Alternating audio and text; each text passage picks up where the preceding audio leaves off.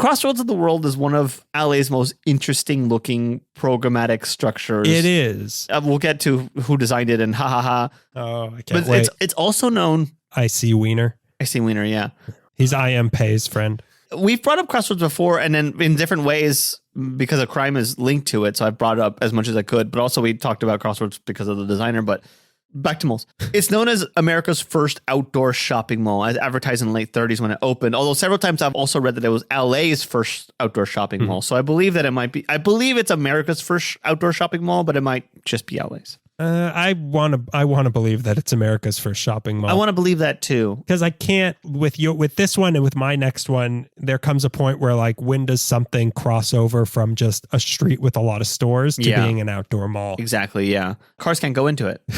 So you have to get out. You have to park your stupid little car, and you have to tuck your bags in the trunk, and make sure you got to put the boot on the car. Yeah, you got to put the boot on the car. The boot with the fur. You got to leave all the windows. Boot with the fur. You got to roll all the windows down. Be like, look, I have nothing to steal.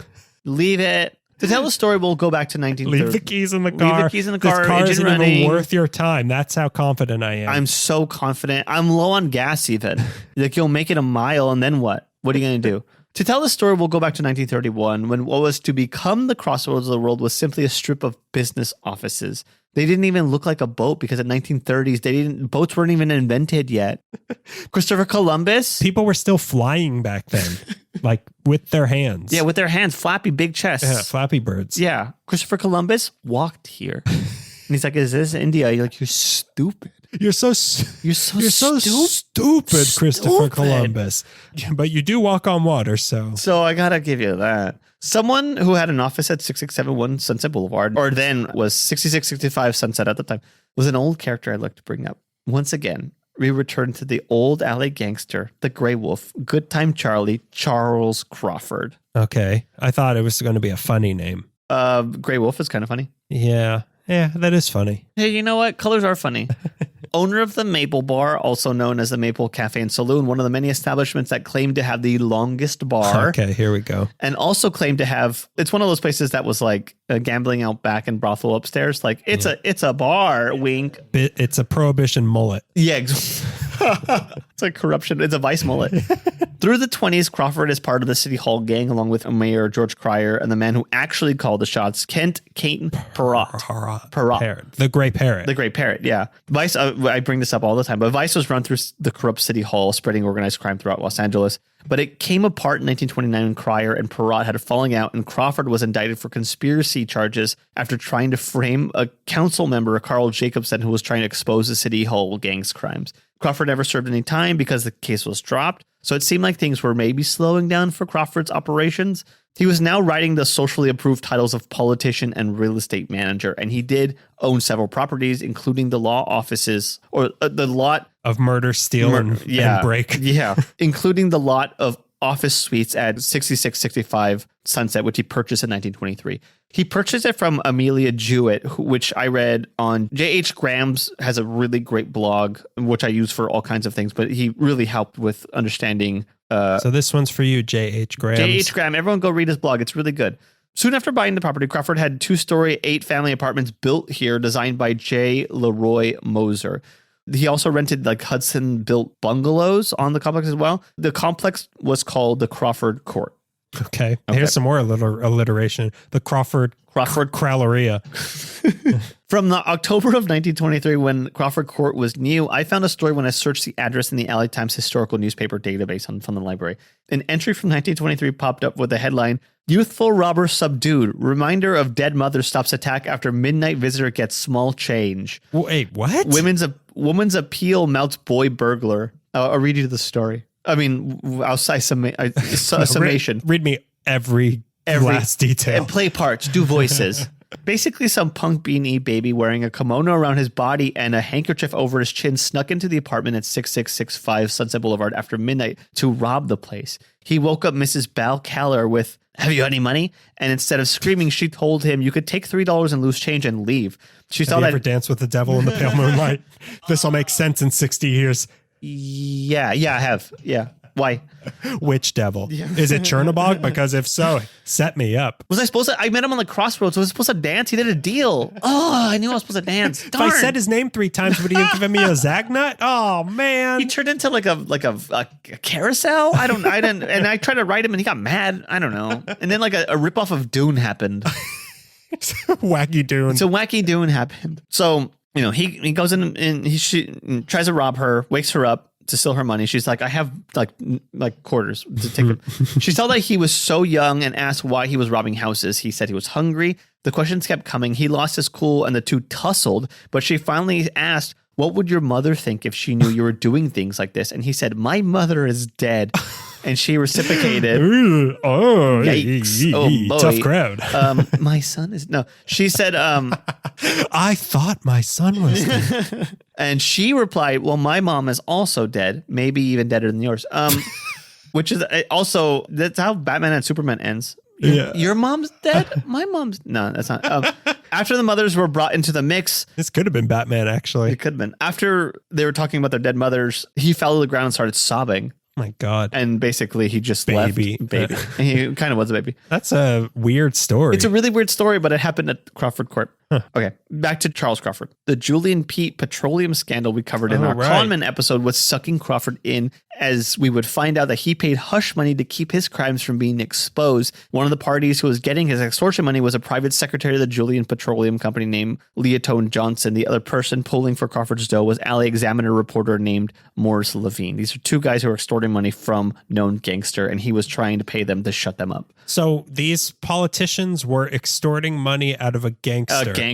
That wow. The 4 layers. I mean, we talk about a 3-story Target. This is a 3-story corrupt city. So this was becoming known to the police, and they were looking into it. And Crawford was trying to like shut up, but like I don't know why he didn't kill them. But maybe he wasn't like kill him gangster. 4 stories of corruption. I forgot about the police. The police was another one. Yeah, yeah. Maybe he wasn't like a kill him gangster. So maybe like the idea of just shooting them in the head was like not on the table. We got to shoot him in the wallet. It was looking like Crawford was going to face another indictment, but he wouldn't. Because on May 20th, 1931, while sitting in his business office in this 4-room bungalow at 6665 Sunset Boulevard, Charles Crawford was shot. Oh, wow. While there with reporter Herbert Spencer sitting in the conference room towards the back of the building, a man walked in and shot both of them. Oh my Spencer God. staggered out of the side door and landed on the sidewalk where he died. Crawford survived for a little longer, a couple hours, but succumbed to his wounds at the Georgia Street Receiving Hospital that evening, telling the coppers there at his deathbed he would never reveal the name of his shooter.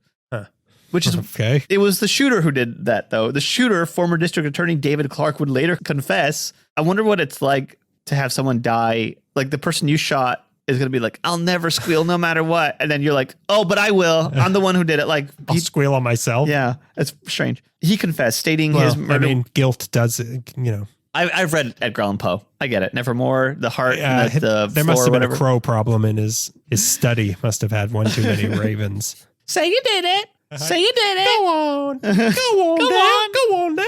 25 to life. Quote the Raven. Quote the Raven plea deal.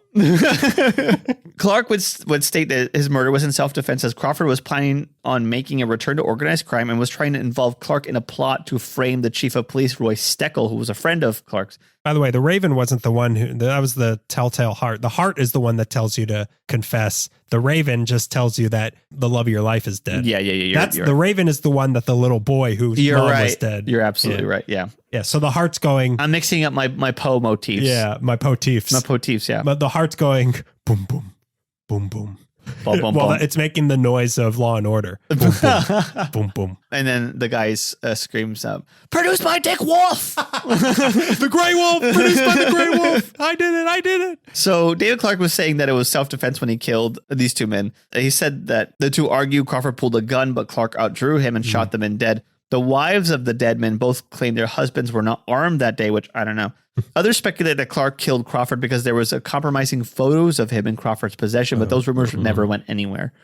Crawford was put on trial for Spencer's murder, but he was never tried for Crawford's murder. He was tried for Spencer's murder, which is very strange to me. Yeah. His widow... there was a second shooter who disappeared. These are separate incidences.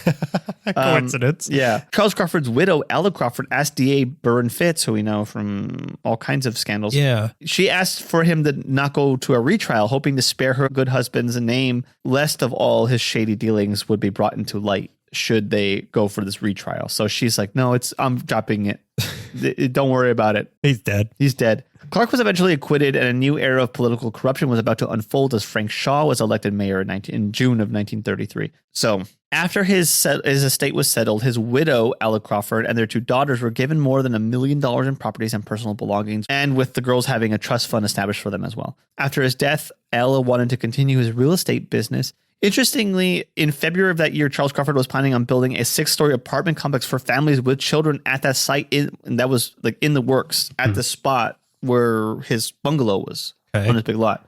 So Ella has this property just off of Sunset, which was her husband's, off Sunset near Highland in the middle of the 30s, the Great Depression, as poor people called it. And she had this property and a lot where her dearly departed husband was gunned down not long ago, and she didn't really know what to do with it. Yoko Ono. This is like Yoko Ono. You're right. She owned the Dakota.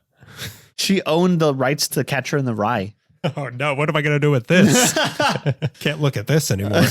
And she wanted to, with this property, as Evelyn DeWolf of the LA Times puts it, turn a new leaf and show her faith in the Hollywood's future. It's 1930. Movies have been around for a minute now. For 7 years. Yeah, 7, 8 roughly, years. Yeah, 7, yeah. We should probably talk about Edison and his move west. I'm kidding. So she wanted to take this. It all starts with in the caves of Africa. So Ella Crawford wanted to take this place of tragedy and make it beautiful. Flip that crime scene. Okay. Yeah. Turn that carpet over. It's still good on the other side. Wash off evidence. Dust those fingerprints. Crawford said, quote, "It would be like taking a trip around the world. Visitors coming here to expect to see something beautiful and unusual, given the widespread publicity in some of our motion pictures." This is what was on her mind. Hollywood and the city. But what she was thinking of was a space to serve as a place of culture and business. What she envisioned was a complex pattern after the trade market in Jerusalem. What was created is perfect Los Angeles Fantasyland, a sister to the Venice canals, storybook houses, and every barrel-shaped bar in this town. So it was supposed to be literally the crossroads of the world, where it would be like you're in every country. You're on the Silk Road, and like every culture is there representing, selling their wares and stuff. This is like the original Americaca. Yeah, I guess you're right. This is the first. If somebody can say it. Americaca. Crossroads of the World is both bright and shaded, a collection of architectural motifs collected from Neo-Spanish, Neo-Colonial, Neo-Moorish, and Neo-Modern. And Neo Patrick Harris. And Neo from The Matrix. So late in 1935, it was being said in the paper that Ella Crawford was going to build a structure at the 6600 block of Sunset Boulevard. In May of 1936, it was announced that work was starting on a $12,000 store. It ended up being $25,000 at the end of it. Store and office building at the address for Ella Crawford, and the architect would be Robert V. Dara. Do you remember what he built? Something dumb. Robert V. Dara, we talked about before, the streamlined programmatic architect and designer who would go on to, a few years later, design the Coca-Cola cruise liner in downtown LA. We discussed on our soda episode. Right. And we talked about in that episode, the two designs are very similar because they both got an ocean liner. Right. I've read a few times, but I haven't been able to confirm that he also was one of the original designers of the Fairfax Farmers Market, which is very similar to not that similar, just like an open air sort of bizarre deal. Yeah. But there are a few buildings. I could see it. The Dupars looks like a boat. Yeah, sure. It's like a tugboat, right? I can see it. Yeah, and the little magic shop's like a canoe. I get it.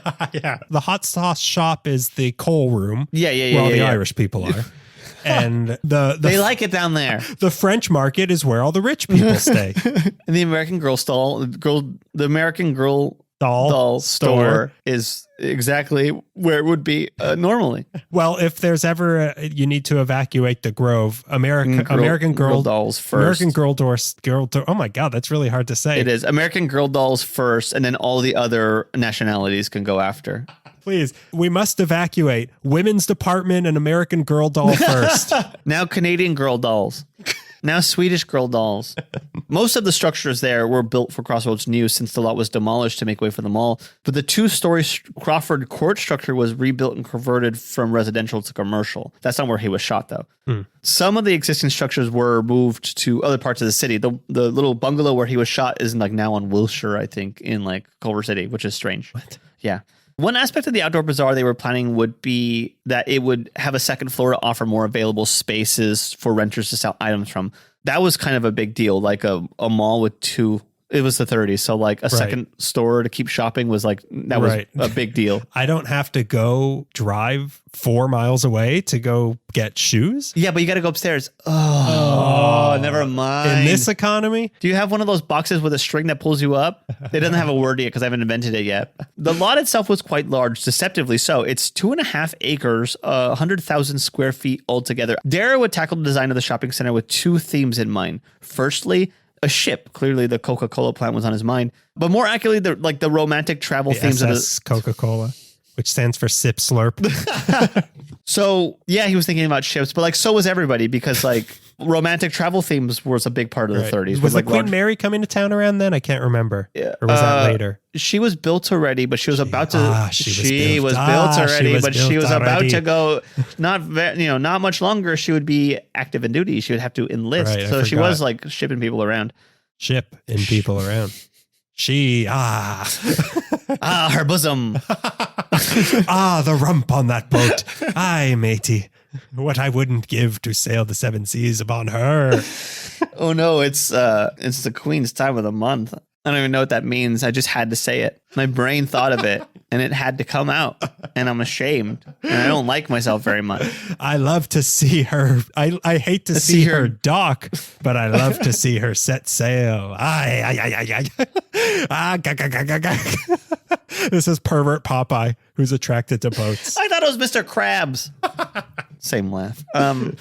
So 2 themes he wanted to tackle. One was travel and the ship was a big part of that. The other theme he wanted to tackle was a European village, compiling styles from Spanish, medieval English, Asian, it was called Oriental, French, and Cape Cod styles. Cape Cod. All the greatest countries. Yeah. Maine. The ship design would include decks and portholes and design as a nautical, streamlined, modern structure, which it is, and it is beautifully. This is at the Sunset entrance, and that side is topped with the Crossroads' most iconic piece. The 60-foot tower adorned with a lighted spinning globe with a neon sign that says Crossroads of the World. It's really cool. It's very beautiful, and it looks great at night. On the Selma side, that's the opposite end of the Crossroads, is a lighthouse, which is the Cape Cod Village. They recognized, that's like you did, their Eiffel Tower at the Americana. Like you pointed out, like Cape Cod's not a country. Whenever they talk about, well, a few times, but in the video, in the California Gold as well, when they bring up the lighthouse, like, and then just like a lighthouse because we wanted one. It was pretty funny. So that boats won't hit it. Yeah, you don't want the Sunset High to hit the Selma side, stupid. What are you, ugly? You don't want the Coca-Cola building to come crashing into here. And Pacific Auditorium is going. Watch out. Watch out. So the European village is on the other side, on the Selma side. I didn't realize it. I honestly thought it was just like 6 stores around that globe. It's so big. On the other side are various structures suggestive of the Moors, the Turks, the Spanish, with hand-painted tiles, minarets, balconies, and wood carvings. I call it Pinocchio Town because it looks like Originally, some structures were designed with bay windows to show off merchandise and appeal to the passerby. But there's actually a lot of really interesting window designs. There's some that are shaped like hearts, some like spider webs, the ship has portholes. I haven't been there since I was real young, but I watched Hugh Hauser go there in 2011 for an episode. And I was astonished to see in the middle, splitting Crossroads in half, is a huge parking lot. What? There's a parking lot? There's a parking lot that separates the 2 sides of Crossroads of the world, which I'm like, that's like the DMZ? Yeah, it's like the DMZ. And yep. I was hoping that switching sides of my seat, I would come up with a good riff on that, but I really don't. The Sunset side is a little more streamlined, modern, even if it has like elements of the European continental thing they were going for. The other side is the whole Pinocchio village. I think Crawford even envisioned a theater in the space where the parking lot ended up, but a parking lot ended up there instead. But it's a big parking lot. It's not like 8 spaces. It's like... Gotta see. I can't even picture this. It's crazy. A side note, Hauser says things like he's never heard of it before, like Spanish Mediterranean. It's so freaking funny. Cape Cod. Wow. Now you're saying there's a Cape Cod? I've eaten a cod. I've worn a cape. Now go ahead with his huge muscles. Yeah, I know. Huge muscles. Luis, get over here. He talks like he should be wearing overalls at all times, and then he like holds a microphone up to someone's face, and he's like, "Oh my god, he's ripped. He's like a Marine." That's not a microphone. He's shaped like Captain America. That's his knuckle. He is. I mean, it's weird to see how jacked Huell Hauser was, because he was like a Marine or something. Yeah, I think he was a Marine. Yeah. Wow. And this is a pull up. Do they have pull downs? So you call this place Fallujah? Wow. Sure is hot. And you cooked an egg on the hood of your car. Wow. What, a car? What I learned from California's Gold is there are 9 separate structures representing 9 countries from all over the world. There's English, French, Spanish, Swedish, Algerian, Turkish, Italian, Persian, Mexican, and the Netherlands. What's that? Dutch. Thank you, Dutch. I just have Netherlands and question mark. We went Dutch on that answer, on figuring out what that word was. So they have a continental village, and as Huell puts it, this is the ship that took you around the world. So the ship, beautiful, wonderful guy. And it sounds like I'm making fun of him. I love him with all my heart. You can't, if you love him, you have to make fun of him. You have to. He would like it. Because he can take it with those muscles. He could hit you in the solar plexus and you would die, and it's okay. You'd fall like Houdini. Don't punch me in my California factoids when I'm not ready for it. So Crossroads opened in October 1936 with some kind of grand opening. 4 actresses from Universal were there to help fanfare and hosting duties. Marjorie Gage, I've never heard of. Emily Lane, I've never heard of. Mary Alice Rice and Polly Rolls were on the deck of the ship welcoming people. Well, good for them, and I bet they're great actresses, and I'm sure. I can't believe they got Polly Rolls. Don't make fun. She's great, okay? It's a she? I was thinking it was like Polly Walnuts. Oh, like Polly Shore? It's these 3 like silver screen goddesses, and then a guy with like bleached white temples and a tracksuit on. And a tracksuit, chewing tobacco on one side of his mouth, eating almonds with the other side. Councils from all represented nations appeared as honored guests as well as civic officials. There was an unnamed MC for the evening along with musicians and dancers from other cultures and countries to help make the premiere feel more international. And the whole time they were just trying to go like, this is a place of culture, but you could also buy like a necklace here. Okay. Was it like World Market where it was like, this is from this place? Or was it just like, this place looks like you're shopping in a mosque and they're just selling like cowboy hats? Yeah, you pretty much nailed it, almost specifically. Kind of strange. Crawford was very selective about those she chose to sell their wares at the crossroads of the world. Like you couldn't have an Auntie Anne's there. You had to pass the muster with this lady, but like it's still like, yeah, you're right. You could do it Auntie Anne's. You could. In reading but you don't want to. But you would. Let's not put down Auntie Anne's, okay? Reading about the types of stores, there was like a sense of elegance. Hadley Mayers, writing for PBS, listed some of those stores from the late 30s. Included Ann Herbert's hand-dipped chocolate, Dulaine Bennett's exclusive fashions and fabrics, Marcy de Paris' perfumes and powders, Mildred Asher, who specialized in peasant houses, gardens, and provincial feeling design, McDonald Mayers, importers of Shanghai Oriental arts, and more eclectic tenants like Burr McIntosh's The Cheerful Philosopher, the puppeteer Everett Burgess, and community theater pioneer Neely Dixon. All like... And Cape Cod Charlie's Fisherman's Friends store. Exactly. This all sounds like Simpsons characters.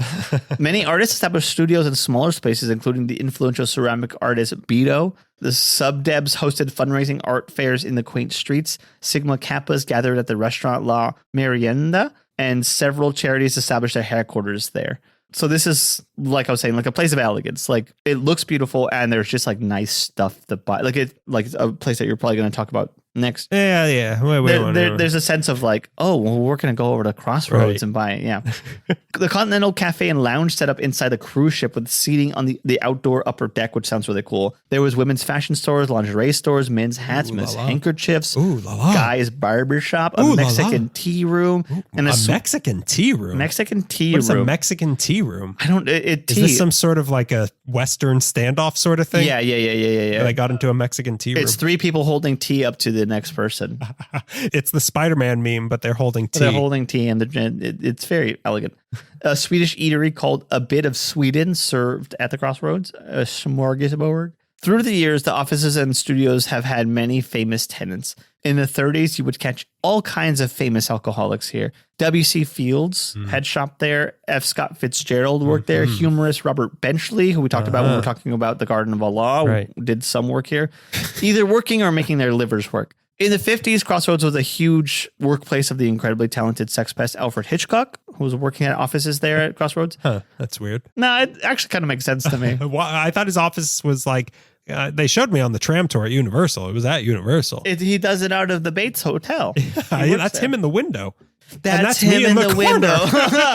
That's him at the spotlight. Looking in the shower. Throwing birds at Tippi Hedren. 1, 2. In the 1940s and 50s, Crossroads began its transition from shopping center to office complex, housing such tenants as the Screen Actors Guild, Standard Oil, and American Airlines. Shortly after opening, Crawford left the Crossroads behind her and continued on the real estate business, finally passing away in 1953. And because famed recording engineer Wally Heater ran a mobile recording lab out of the space at Crossroads, some of the biggest names in music came through. This is 60s through 70s. Like Lou Rawls was there. Jackson Browne recorded there. Warren Zevon, Aretha Franklin, Bonnie Raitt, Graham Nash. My favorite hippie law firm, Crosby, Stills, Nash & Young, recorded an album at Crossroads. And everyone's like, it's one of their most influential albums. And I can't find out what album it was. Nobody wants to list it. But like almost... It was Revolver. They recorded their most influential album, The Strokes.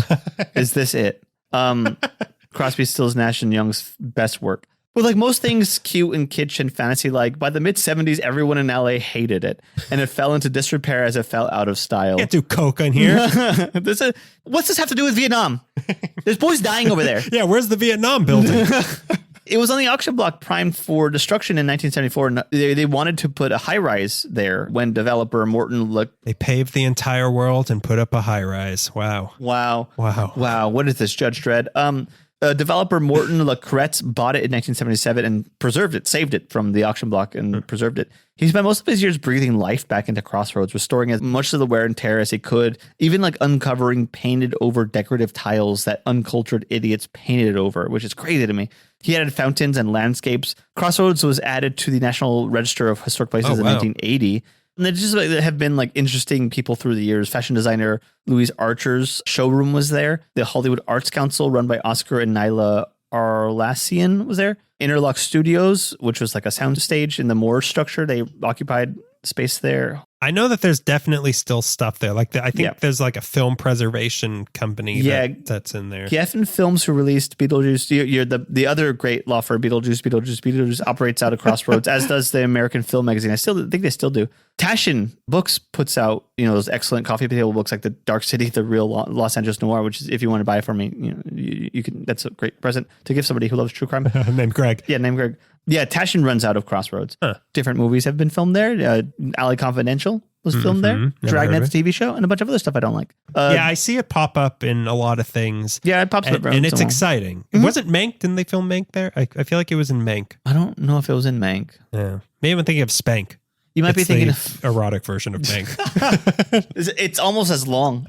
Oh, yeah, it is. And it also has to do with... It's almost as hard, too. It also has to do with understanding politics and movies in a different way.